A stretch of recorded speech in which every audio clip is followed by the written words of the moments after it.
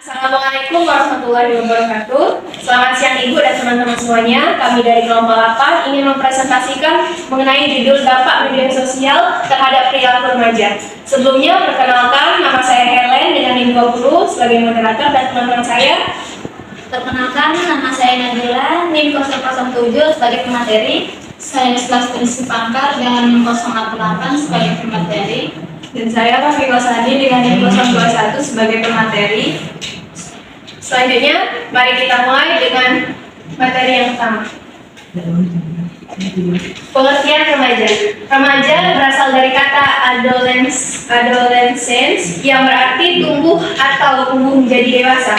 Istilah adolescence mempunyai arti yang lebih luas lagi yang mencakup kematangan mental, emosional, sosial, dan fisik menurut Harlow 1992.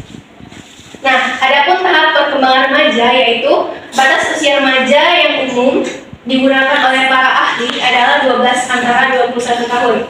Nah, Mons dan Handitono membedakan masa remaja menjadi 4 bagian, yaitu yang pertama masa pra-remaja yaitu 10 sampai 12 tahun, yang kedua masa remaja awal 12 sampai 15 tahun, dan juga masa remaja pertengahan 15 sampai 18 tahun, dan yang terakhir masa remaja akhir 18 sampai 21 tahun.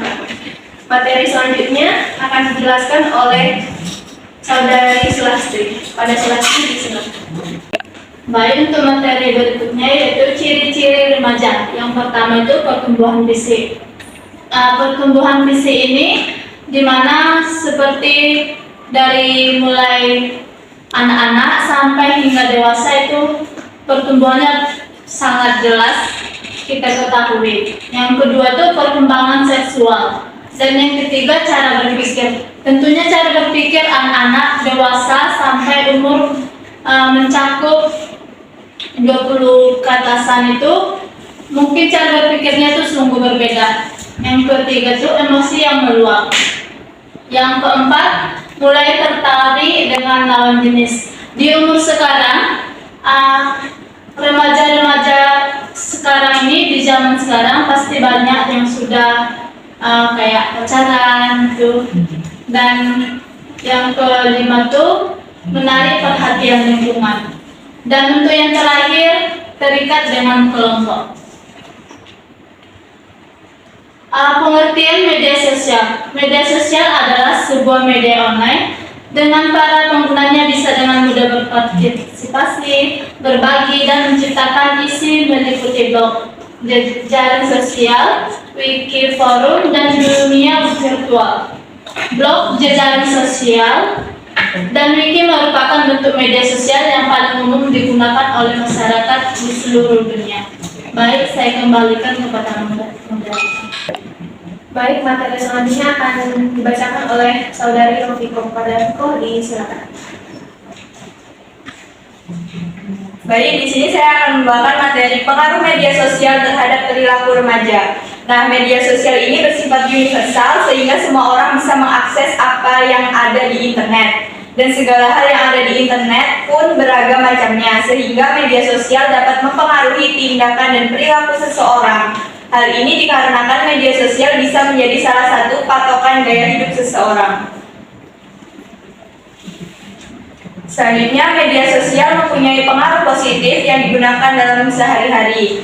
Di antaranya yang pertama adalah digunakan untuk menyebarkan informasi yang bermanfaat dan positif, sehingga kita sesama individu bisa sharing informasi tetapi dalam hal yang positif. Yang kedua adalah membangun koneksi positif dengan orang-orang yang memiliki minat dan tujuan yang sama. Misalnya kita dengan orang-orang di sekitar kita mempunyai gagasan atau ingin membangun organisasi yang bermanfaat bagi masyarakat, kita bisa melakukannya melalui media sosial. Yang ketiga adalah mempromosikan perilaku yang sehat dan berkontribusi pada masyarakat. Dan yang terakhir adalah memudahkan masyarakat untuk saling berkomunikasi secara digital. Jadi kita bisa membangun atau berkomunikasi dengan secara digital baik dengan keluarga, teman, ataupun kerabat kita yang jauh. Sekian, terima kasih materi dari saya kembalikan kepada moderator. Baik, materi selanjutnya pengaruh negatif akan dijelaskan oleh Saudari Nabila. Pada Nabila, disilakan. Baik, terima kasih moderator, yaitu pengaruh negatif. Yang pertama, susah bersosialisasi dengan orang-orang sekitar. Dua, mudah susah orang hanya meningkatkan diri sendiri.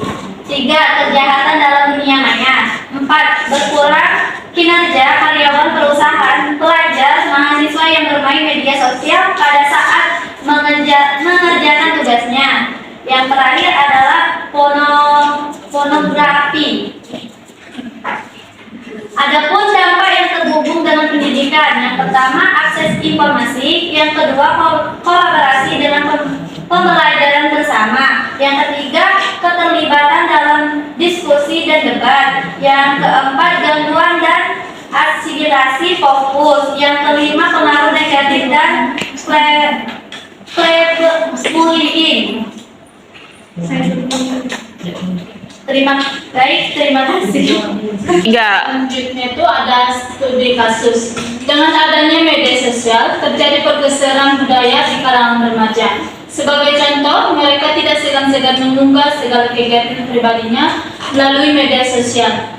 Para remaja cukup terbuka di media sosial dalam menunjukkan identitas mereka.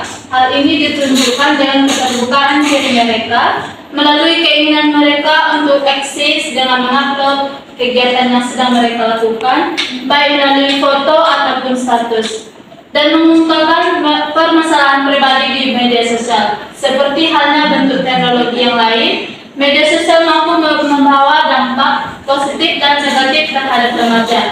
Salah satunya dampak negatif bisa dalam bentuk terganggunya kegiatan belajar, perubahan perilaku sosial, bahaya kejahatan seperti penipuan, penculikan konstitusi, pembajatan akun media sosial, serta perubahan dalam pola komunikasi dalam keluarga.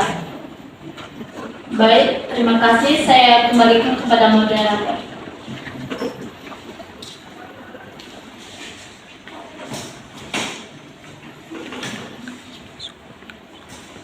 Baik, selanjutnya kesimpulan. Dampak media sosial dalam perilaku remaja bisa beragam. Beberapa remaja mungkin merasa lebih percaya diri dan terhubung dengan teman-teman mereka. Sementara yang lain mungkin merasa tertekan atau merasa kurang lebih bernilai karena berbandingkan dengan orang lain di media sosial. Penting bagi remaja untuk menggunakan media sosial dengan bijak dan memiliki kesadaran diri tentang bagaimana hal itu memengaruhi perasaan dan perilaku mereka. Baiklah, itu saja presentasi dari kelompok 8. Kami ucapkan terima kasih. Kami mohon maaf jika ada salah kata maupun perbuatan dari kelompok kami. Kami akhiri dengan mengucapkan wassalamualaikum warahmatullahi wabarakatuh.